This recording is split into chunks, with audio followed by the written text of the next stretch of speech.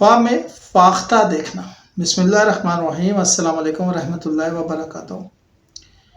फाख्ता अगर ख्वाब में देखें तो ये इस बात की तरफ इशारा है कि आपकी ज़िंदगी में जो उलझने हैं वो ख़त्म होंगी, सुकून मिलेगा, जो दुश्मनियाँ वो ख़त्म होंगी, सुलह मिलेगा या खुशी का कोई दौर आने वाला है।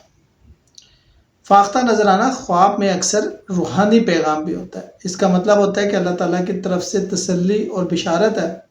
ख़ास तौर पर अगर ख्वाब में फाख्ता रोशन नज़र आए, सफ़ेद नज़र आए या उड़ती हुई नज़र आए। फाख्ता अगर नरमी से आपके पास आकर बैठती है, कंधे पे बैठती है, हाथ पे बैठती है, तो ये फिर मोहब्बत में वफादारी मिलने का इम्कान है। इंशाल्लाह जहाँ आप चाह रहे हैं वहाँ पे शादी हो जाएगी।